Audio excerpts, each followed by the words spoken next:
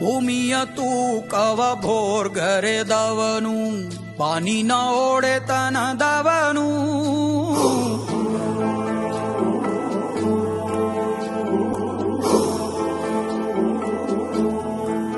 ಓಹೋ ನಕ್ಷತ್ರ ಮಂಡಲ ಚದುರಿಸಿದವನು, ಕಾಲವ ಎದುರಿಸಿದವನು.